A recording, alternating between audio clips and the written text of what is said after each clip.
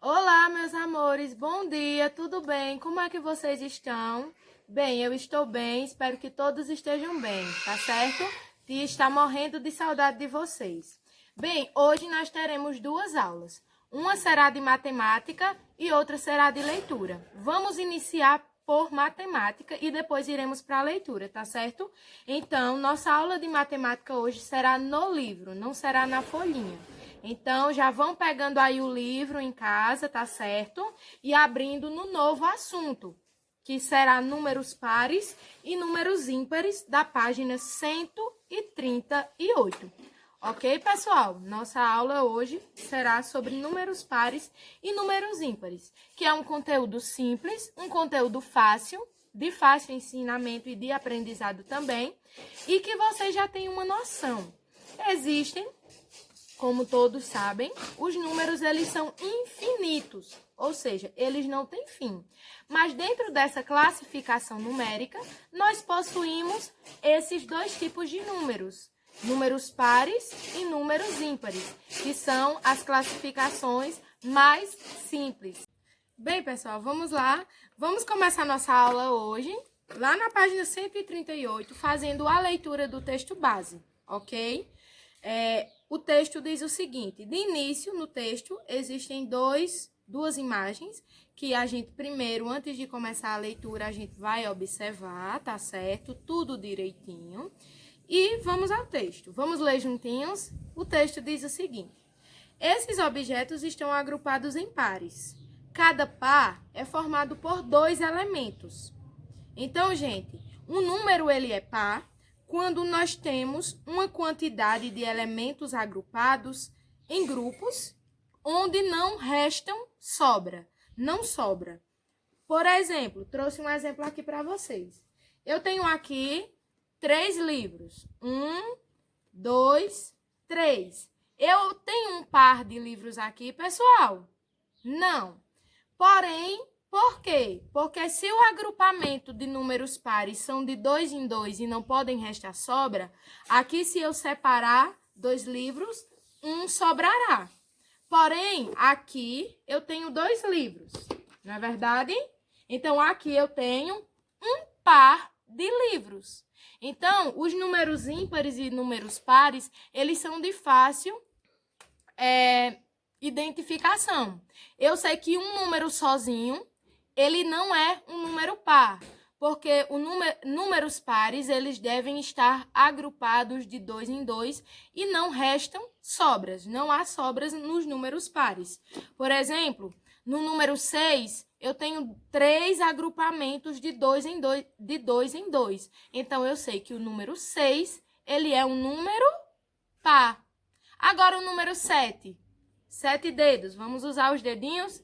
Se eu juntar 2 mais 2 mais 2, vai sobrar um dedinho. Então, eu já sei que o número 7 não é um número par. E se não é um número par, é um número ímpar. Não é fácil?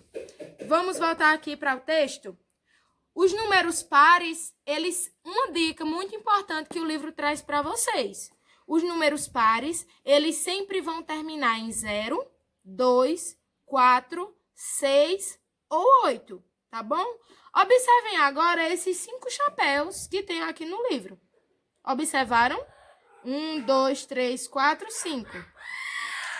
Um número é ímpar quando nós temos uma quantidade de elementos agrupados de 2 a 2 e sobra um elemento. Como o tia fez agora o exemplo com o número 7, onde juntou 2, 2, 2 e sobrou um número. Então, os números ímpares são aqueles que, quando nós vamos agrupar, sempre sobra um elemento, sempre fica sobrando um elemento, sempre fica sozinho.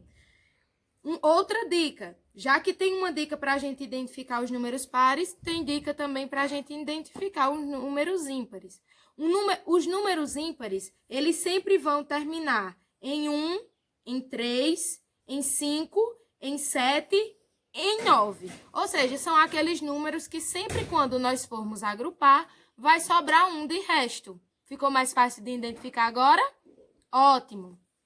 Então, pessoal, depois dessa leitura e depois de toda essa explicação, Nossa atividade de hoje, ela está na página 138 e 139, onde tem 8 questões, tá bom? 8 questões. A primeira diz o seguinte, vamos ler? A primeira vocês vão marcar com um X os números pares. Os números pares serão marcados com um X. Os números ímpares serão circulados, tá bom? Nós vamos fazer essa separação, vamos prestar atenção nas diquinhas do texto e vamos identificar os números pares e os números ímpares. Na segunda questão, diz o seguinte, complete as sequências com A, números pares, B, números ímpares. Muito simples, nós vamos completar a sequência de números pares a partir do número 74. Depois do número 74, qual é o próximo par? E assim, vamos dando sucessão de número par em ordem crescente, ok? Dando continuidade. Da mesma forma, na alternativa B. Depois do número 11, qual é o próximo número ímpar? E assim, nós vamos dando a sucessividade.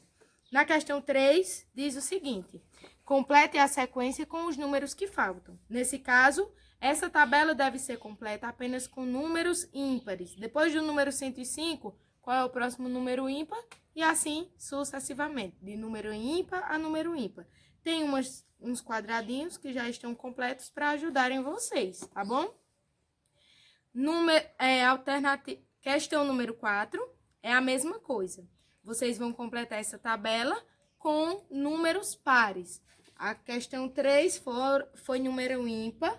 A questão 4, números pares, tá certo? Responde da mesma forma. Na questão 5 diz o seguinte, observe os números a seguir e escreva os números ímpares em ordem decrescente, usando o símbolo de menor que. Então, vocês lembram lá onde nós estudamos ordem crescente e ordem decrescente. Ordem crescente, do menor para o maior, ordem decrescente, do maior para o menor. E vocês vão observar todos esses números e colocando em ordem decrescente, do maior para o menor. Lembrando que todos esses números são números ímpares. Questão 6. Leia as frases e faça o que se pede. São dicas, aliás, são perguntinhas simples que vocês vão responder de acordo com o que se pede, ok? A questão 7 pede o seguinte, escreva em ordem crescente, do menor para o maior, os números pares, usando o símbolo correspondente. O símbolo correspondente é a setinha virada para a esquerda. Virada para a direita é menor que. Aliás, desculpa, maior que. E virada para a esquerda, menor que. Tá certo? Todos esses números são números pares e vocês vão colocá-los em ordem crescente, tá certo? Tia, mas eu acho que eu já esqueci o assunto de ordem crescente e ordem decrescente. Sentiu dificuldade? Volta na página 109, faz uma pequena releitura do lado A, que a gente consegue tirar todas as dúvidas, tá bom, meus amores? E, por fim, vocês vão na questão 8, fazer 2 desenhos. Aliás, vocês vão desenhar objetos em quantidades ímpares e quantidades impares. No primeiro quadradinho, vocês vão desenhar algum objeto da preferência de vocês em quantidade de números pares. E vão fazer a mesma coisa em quantidade de números ímpares no segundo quadradinho. Pessoal, nossa atividade de matemática é essa. Tá certo? Eu espero ter tirado todas as dúvidas de vocês. Caso restou alguma dúvida, dá uma ligadinha pra tia, faz uma videochamada, tá certo? Porque às vezes tia olha, não consegue ver a mensagem a tempo de tirar a dúvida de vocês. Então, teve uma dúvida imediata, faz uma ligaçãozinha de videochamada pra tia, que tia tira todas as tuas dúvidas, tá certo? Um beijo e até a próxima aula. Tchauzinho!